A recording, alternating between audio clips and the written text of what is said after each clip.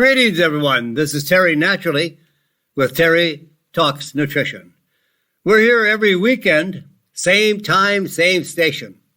We're always here, and we hope you are always here too. We try to share with you as much information as we possibly can to help you make the best decisions, the best choices for a better life. You know, doctors don't keep us healthy. They don't even know how to keep themselves healthy. They have never been taught health, nutrition, diet, or any means to maintain a healthy lifestyle. And drug companies don't care because they make all their money on the illnesses of America. So the sicker population provides them with a tremendous amount of wealth. And they want to satisfy their shareholders, not satisfy us. So we need to maintain good health, and it's our responsibility. It's all up to us. We make our choices. Everything we do every day begins with a choice. What you eat, what you wear, the route you take to your occupation, everything is a choice. And our health is also based on choices. What kind of diet do you follow? Good diet, healthy diet, bad diet, junk diet? What do you choose? How much exercise do you choose? How much sleep do you get? All based on choices. So we're here to point out some things that you can do to make better choices. So we have a really great lineup today to talk about one of my favorite topics is Propolis, Propolis. It's a bee product, B-E-E, bee product. And then we'll talk about how to die young, but at a very old age. And can housework reduce cancer risks? Maybe some household chores can actually increase the risk of cancer based on the solutions of your housework. What do you use? How many chemicals? What are you breathing in? And how to increase your mental function and load with ashwagandha, sometimes known as Indian ginseng. And let's take a closer look at gallstones.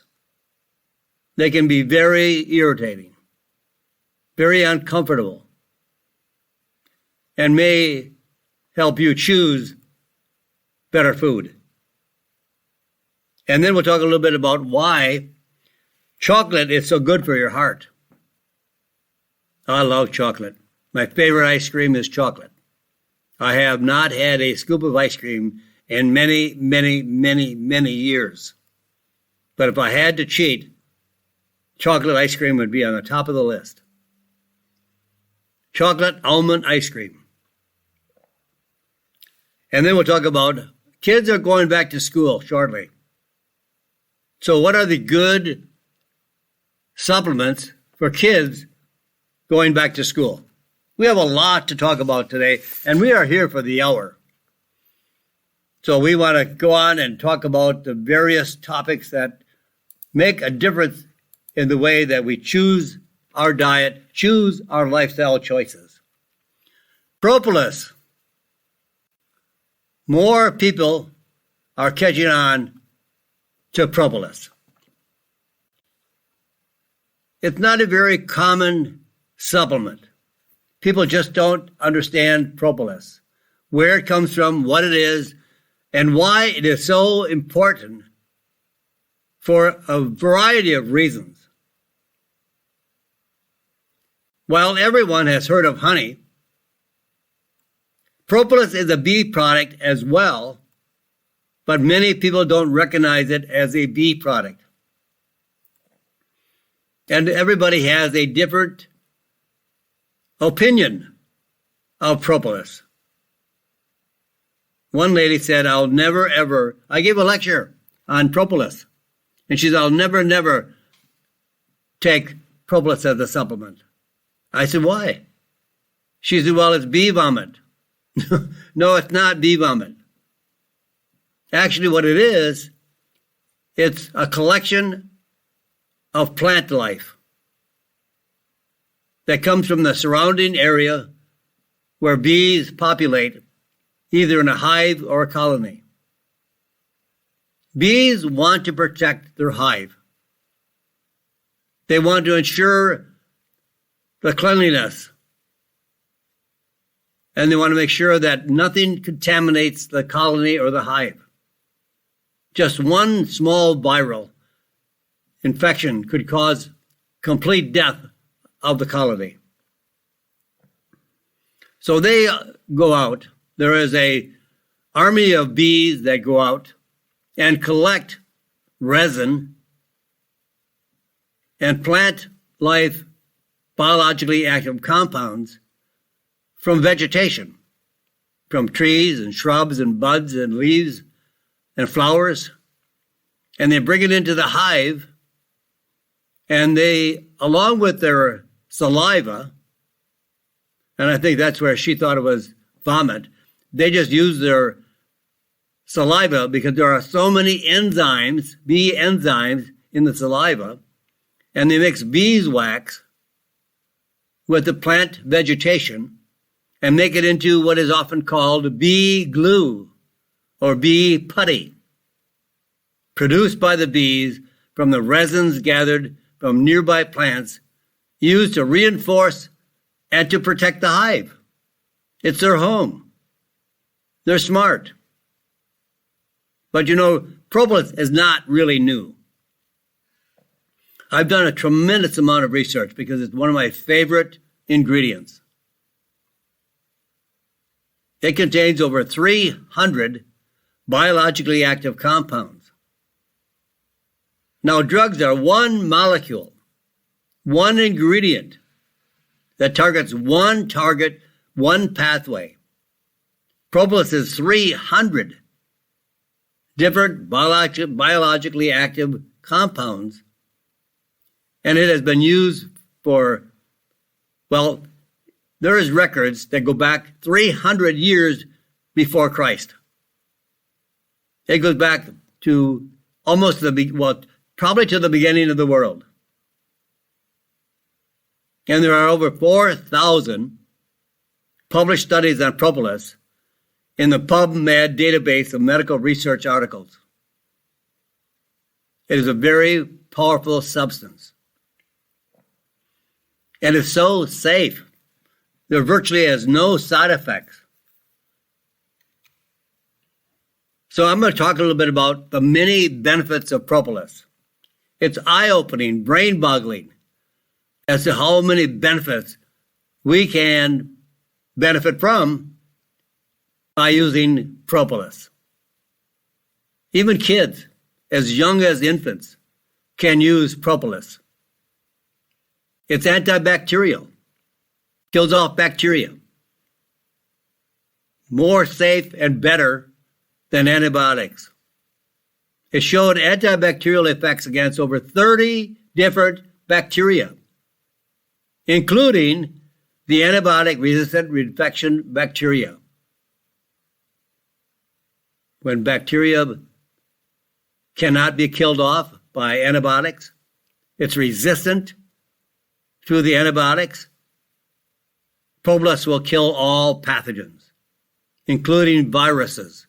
It's very powerful antiviral. It reduces HIV entry into the cells by up to 98%. And it's as effective as the drug acyclovir in stopping herpes simplex, which is a virus-based infection. And people have cold sores and fever blisters, which is herpes simplex 1. Now, it also is very effective in herpes simplex 2, which is genital herpes.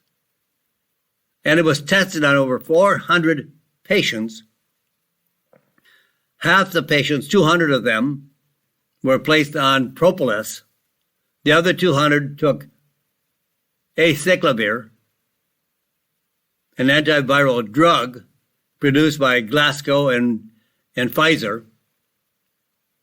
And at the end of the study, those that took Propolis were just as effective as acyclovir, but at a very, very small dosage. Acyclovir was a 5% concentration.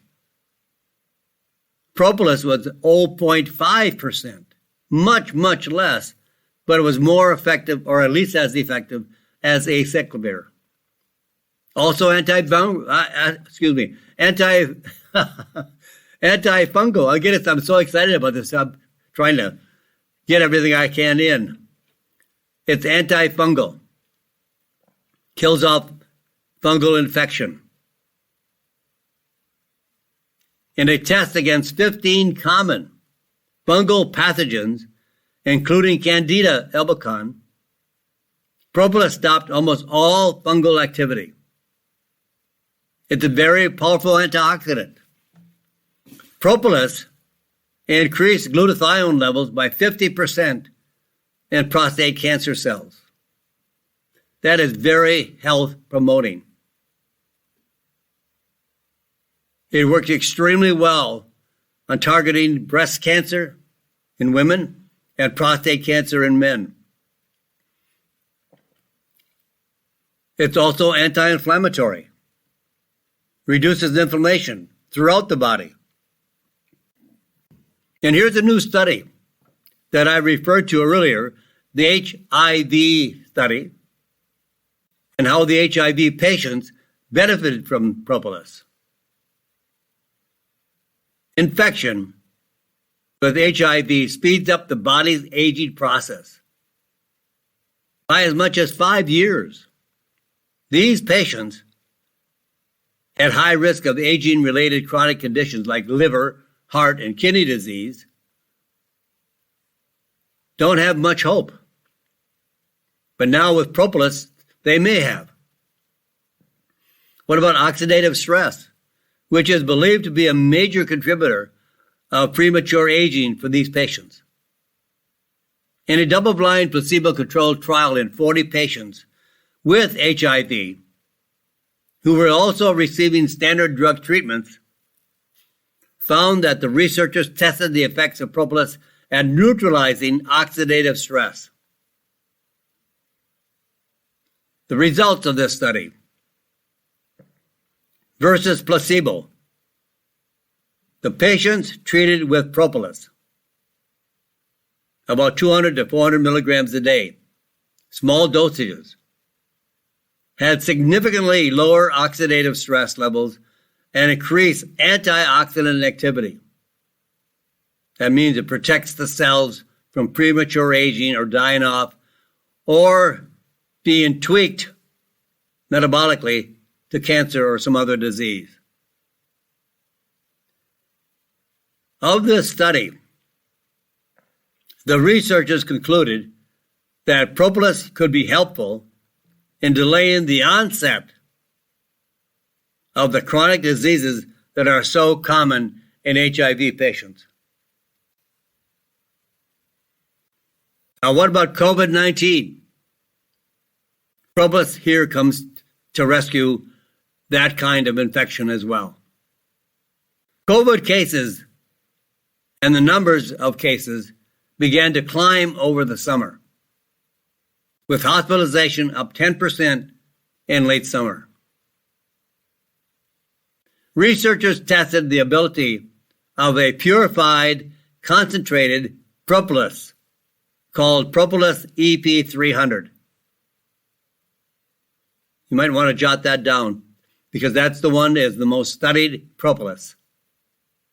Propolis EP300. To stop different types of RNA viruses. Now, here's what you have to consider. Propolis is a really sticky substance. And in the winter, it's very brittle. but it also contains all the waxes, beeswax, and resin, which we can't digest. We can't digest beeswax. We can't digest the resin. So if you really want to have a high concentration of propolis, those have to be removed without damaging the biologically active compounds in propolis. So you have to use some very safe and non-damaging mechanical means to clean the propolis. Take out all the bee parts. And it's very purified. So Propolis EP300 is that type of propolis. So of the RNA viruses, this family of viruses includes feline virus, human virus, as well as viral disease affecting horses and cattle. A 5-minute exposure to propolis reduced the VSV virus by over 99%. And here are some other facts. These are research facts. These are scientific facts. Feline, or otherwise cat, virus was reduced 99.9% after 15 minutes exposure to propolis. The human COVID-19 was reduced 99.9% after 30 minutes of exposure. So propolis is useful for viral and bacterial infections, as well as yeast and fungal infections, and is safe for adults and children. Now, there are not many natural substances, alternative remedies, that can have an effect on all types of pathogens. So it's referred to as a multi-antimicrobial ingredient. It kills every pathogen known. Some greater, but it kills off many of them to the extent of 99.9%. That's huge. And it works extremely well for children, even infants, and especially for ear infection, throat infection, all kinds of infection. Now, I want to make sure you understand that if you feel that your child has an infection, or if you don't know what it is, consult with your physician. Let your doctor diagnose the condition. Then make your choices. Do you want to take a prescription for your child? Do you want to use a natural alternative like propolis? There's where you make your choices. Now, I don't make choices for you. I can just tell you what propolis does and the effects for the benefits of propolis. You can expect to use propolis for all immune function concerns, everything. Prevention and treatment of respiratory infections, viral and bacterial.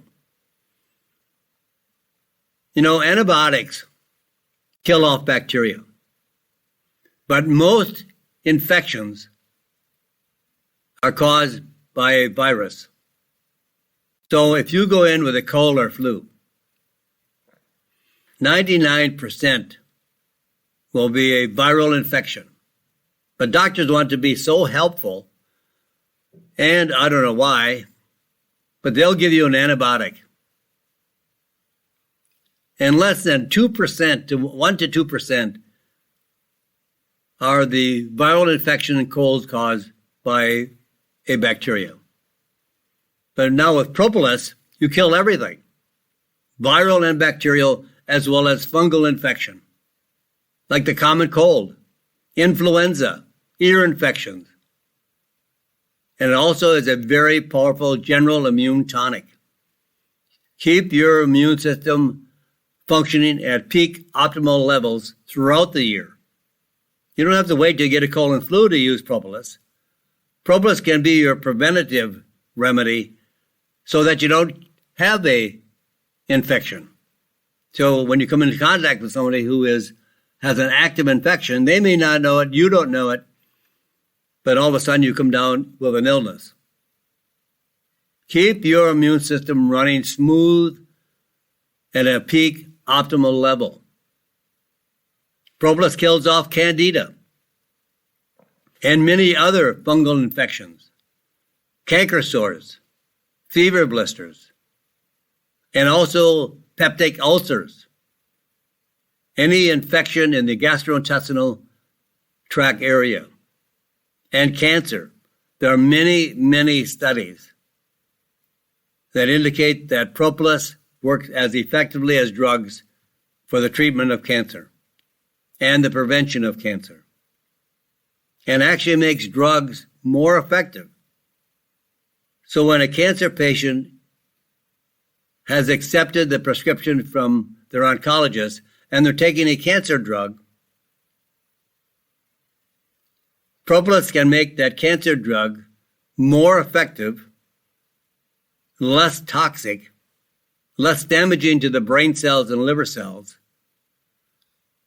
and lower the risk of it metastasizing, spreading throughout the body. So in all cases of the 4,000 studies, has been shown to equal or to better results than prescription drugs. Now that I take every day. I take propolis every day, 200 to 400 milligrams daily. If I'm traveling a lot, if I'm in with a lot of crowds or areas where I could become more susceptible, I boost it up to 400 milligrams daily. When I'm home and I don't meet a lot of people, I'm in the office, I'm at home, I lower my dosage. But when I'm traveling and I'm going to a foreign country and I'm on airplanes several times during that period of travel, I boost it up. I want to take a higher level of propolis, and I want to make sure that I am well covered to make sure that my immune system is operating at a very high peak optimal level. Now, how do you pick your propolis? Well, all clinical studies were done on a purified propolis. So therefore, you have to remove the wax, the resin, and any impurities that yield a less concentrated extract. You have to remove these to make sure that you have a very powerful, concentrated, purified extract without disturbing the biologically active compounds that are commonly found in propolis. And then also, in obtaining the propolis, to make sure that propolis comes from an ethical management of beehives is very important. Mortality among European wild bees is as high as 20%. We have to save the bees.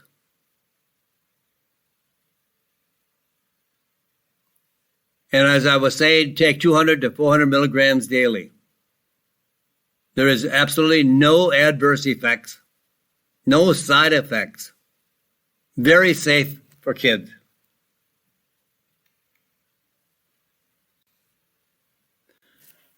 Now, I hope you want to die young, but at a very old age. And here's how. Here's how you can work on that to die at a younger age, youthfully, without being old. So here's my life. Here's my plan for a long, healthy life. There are 3 principles that I believe in. We don't need sugar. We don't need a lot of carbohydrates. because carbohydrates ultimately is sugar, because it converts the carbs to sugar to be able to metabolize the carbohydrates. And the more sugar we consume in carbs, like pasta, bread, any flour or grain product, then has to be converted to sugar. And the more sugar, wherever it comes from, causes a tremendous burden on the manufacturing of insulin in our body. So we can't produce the level of insulin compared to what is now the amount of sugar Americans eat. So we should be eating more protein. More protein builds our body's strength, muscular structure, and bones.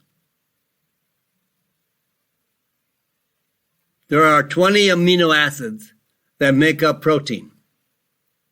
There's 8 amino acids that are essential, that we have to get from an outside source. The body does not make them. The other 12, our body makes them.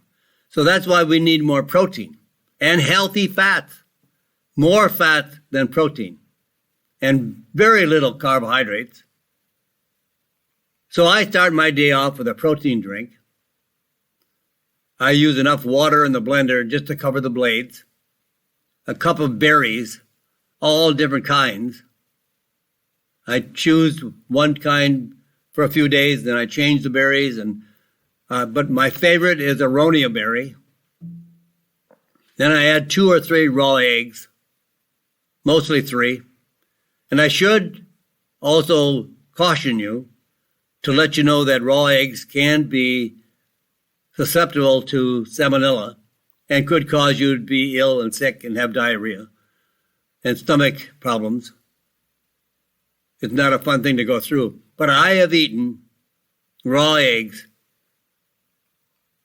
for, I can't remember how long, 25, 30, I don't know, years. And I have never had a problem. And I stick with farm eggs that the chickens are running free, eating bugs and worms. And then I add a good scoop, a teaspoon or 2 of freeze-dried berries, like mackey or aronia or a black raspberry. And then a scoop of egg white protein for additional protein. So my drink is about 10 grams of carbohydrates, 40 grams of protein. So it's a good source of amino acids. And we use all these amino acids like we use the alphabet. There's 26 letters in the alphabet, but we can make thousands and thousands and thousands of words. And in the protein, we have 20 amino acids. And the body knows, in its wisdom, to structure those amino acids to produce your soft tissue, your muscles, your hormones, everything. If we would squeeze everything out of the body, all the water is gone. The only thing left is protein. Our body needs protein from day one till the end of our life. And we'll live a healthier, better life overall. So I've got to pause here for a moment. I'll come back with more about my plan for a long, healthy life right after this, right here on Terry Talks Nutrition. I'm Terry Naturally. And welcome back, my friends. This is Terry Naturally with our second portion of the program. We're here to the top of the hour. We'll tell you more about how to be healthy. This is my plan. This is what I do. You can use it as a template for your long, healthy life, or you can make your adjustments. Maybe you won't want to add raw eggs. Some people just don't like the thought of eating raw eggs. You don't even know they're in the drink. If I made you a protein drink and didn't tell you what was in it, and you drank it, you'd say, wow, that was excellent. That was good. It was delicious. I don't gag anything down. I don't think you need to. Everything naturally in the way that we make it can be very, very nutritious and delicious. And then my second part of the plan, do not overeat. Animal studies have shown that eating a low-calorie diet of nutritious foods, very dense nutrition, increases lifespan by 20 to 30%. People who are thin overall will live longer than those that are overweight and obese. And then, number 3 on my plan for a long, healthy life,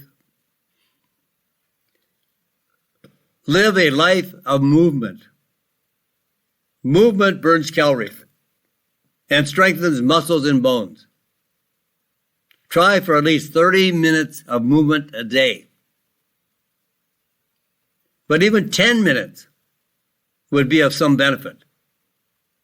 If you follow the kettlebell swing and the kettlebell squat, you've got about 12 minutes of exercise. Now, it's going to take you about 30 minutes to do the exercises, but it's really only about 6 to 12 minutes of real exercise. The rest is passive resting in between sets of the exercise.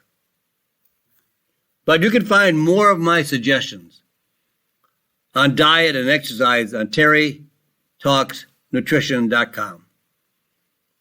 This is my website. It's my educational website. You know, I'm with you an hour. That's not nearly enough to help you understand more about how to have a really long, healthy life.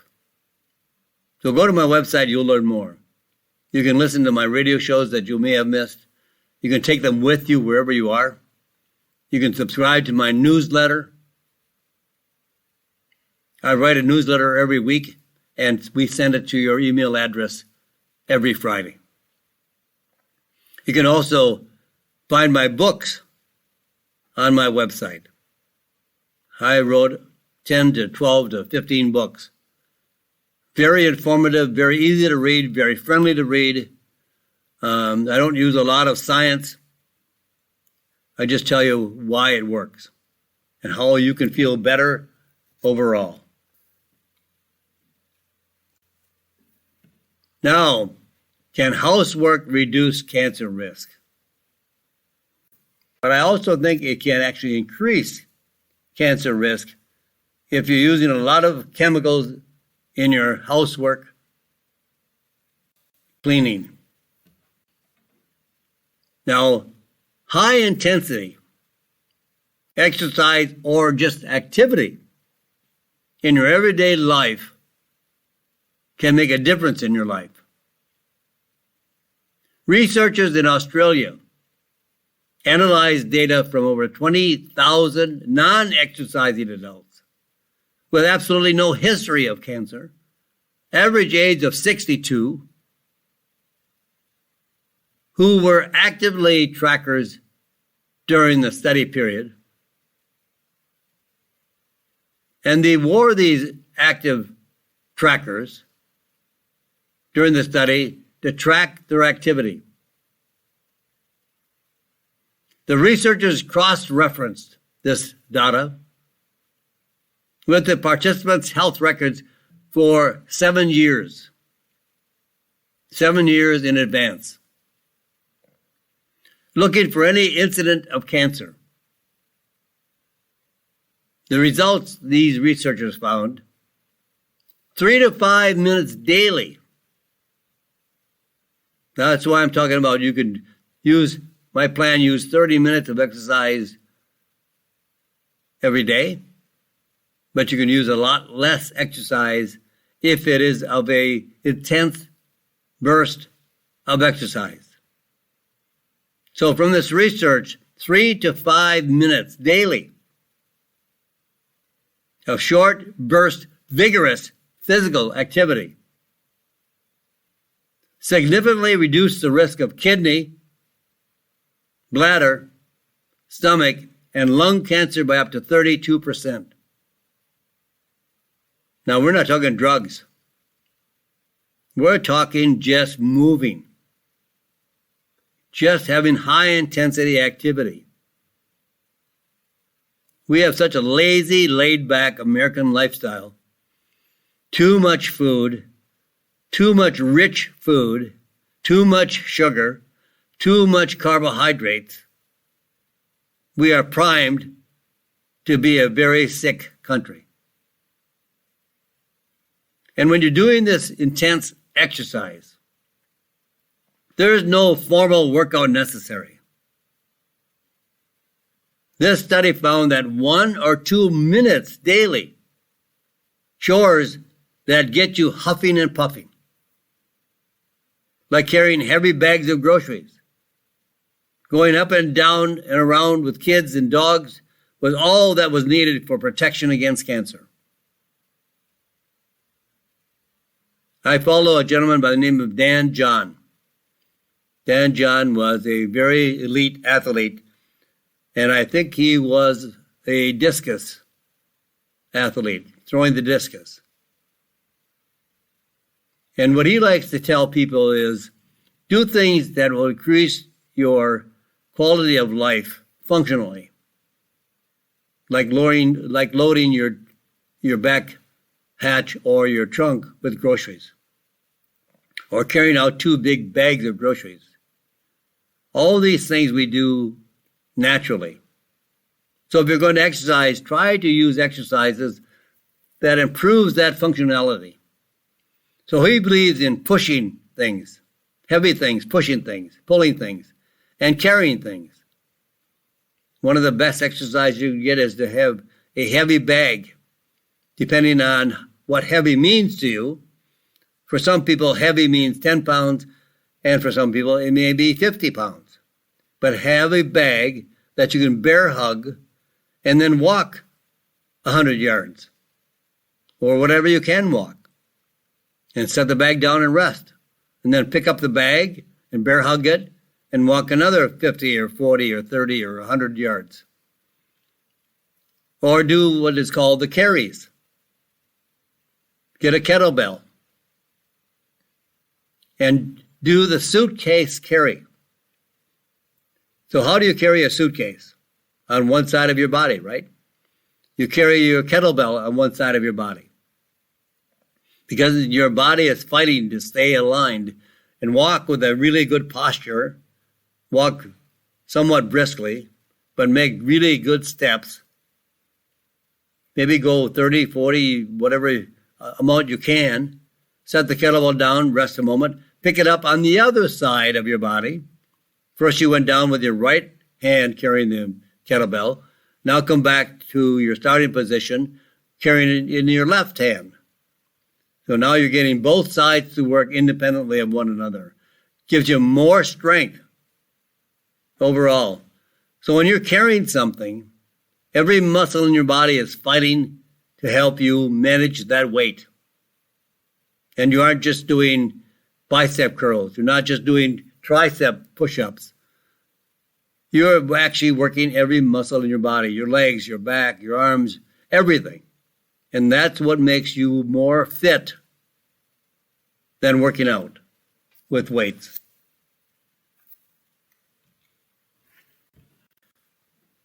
Here's another subject I love, ashwagandha,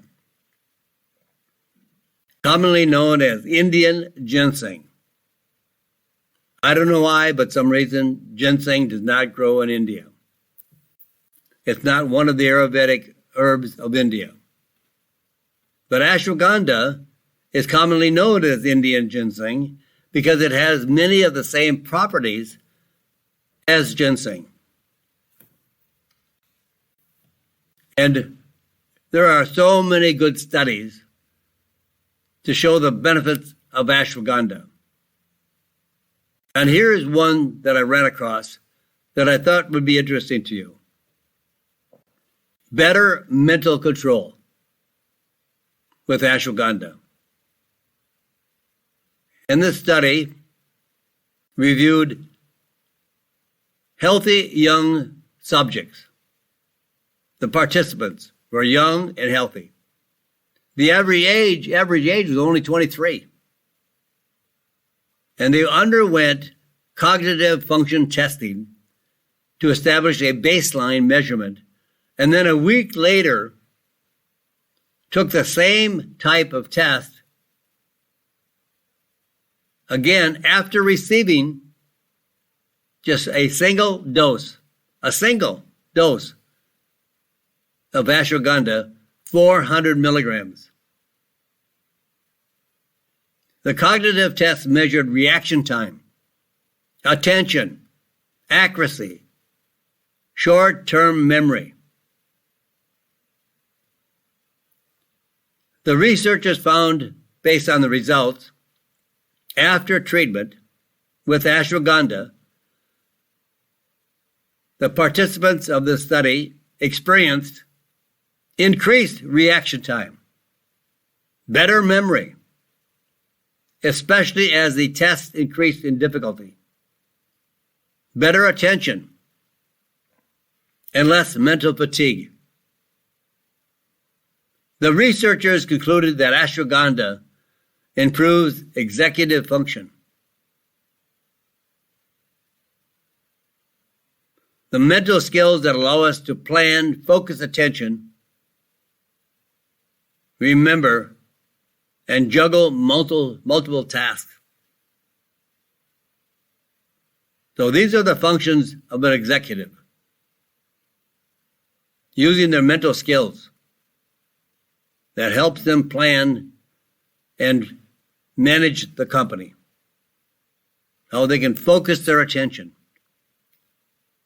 And they have many tasks daily. And to remember those tasks and not to forget. And how to juggle those multiple tasks. This makes for a very good executive. And ashwagandha helps create a better mental control throughout the test. So what should you know about ashwagandha? Well, typically extracts, and it comes from the root on the underground portion. Some companies that are cheating use the leaves and the stems and grind them up with the root to reduce the cost because roots are more expensive. And typically extracts are standardized to about 5%.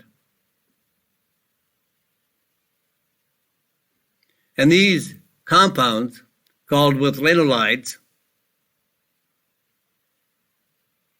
are the key components of ashwagandha. But most recent research has used higher standardization. Now we can find ashwagandha not only concentrated at 5% of these key compounds, but up to 35%, 7 times stronger. So you only need about 150 milligrams, 1 to 3 times daily. Some of the lower quality of ashwagandha, you need it up as much as 1,200 to 1,500 milligrams, 2 or 3 times daily. And there are no significant side effects, no adverse effects. Very, very safe. And has been used for thousands and thousands of years in India.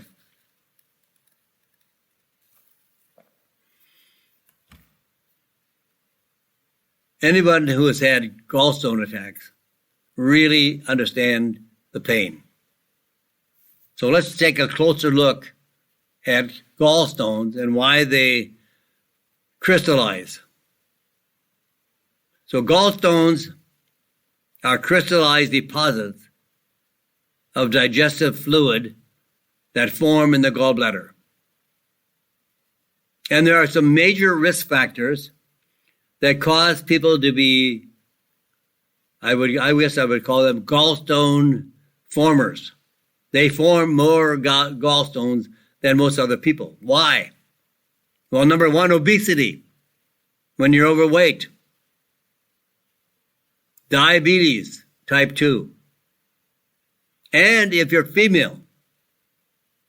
Women are 3 times more likely to develop gallstones than men.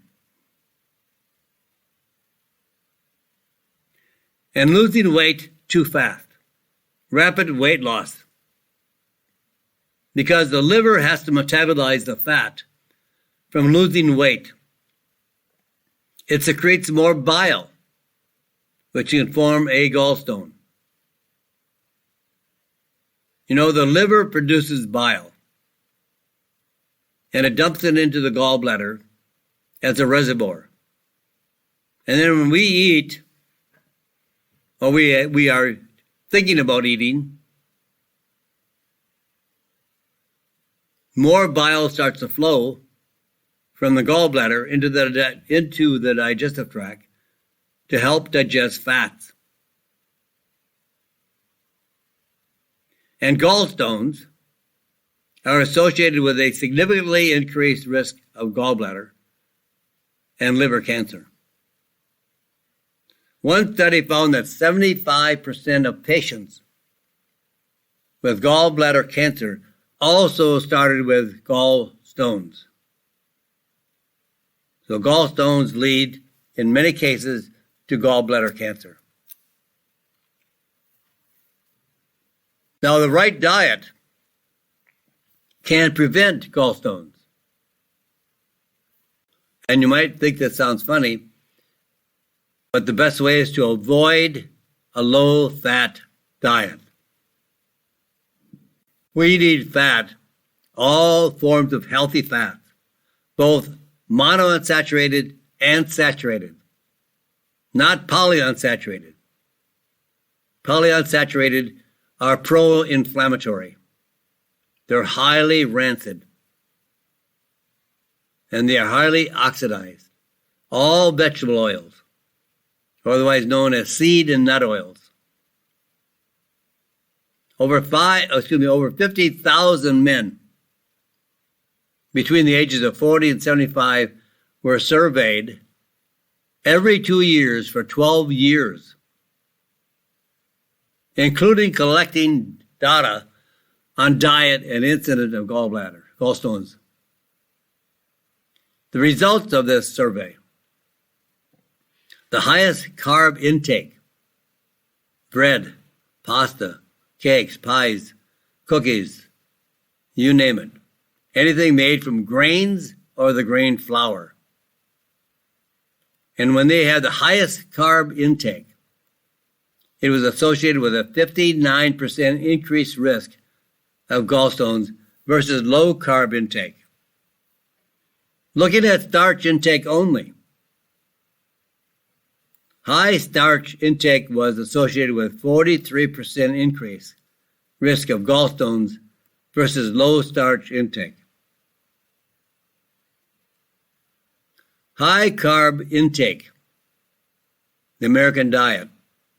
The American diet is very high in sugar and carbohydrates, and therefore it stimulates the liver to produce cholesterol, raises inflammatory triglycerides, reduces the HDL, or more commonly known as the good cholesterol. All are factors that can play a role in gallstone formation. That's why the healthiest diet is a diet of high protein. That means about a gram of protein for every pound of body weight. So somewhere my intake of protein is about 120 to 140 grams of protein daily. My carbohydrates are about 20 to 40 grams of carbohydrates daily, and absolutely no sugar. My carbs come from a little bit of fruit, berries, broccoli, Brussels sprouts, some vegetables, and lots of olive oil and other good fats. Butter, absolutely. Beef tallow, excellent. I usually scramble my eggs in butter or beef tallow.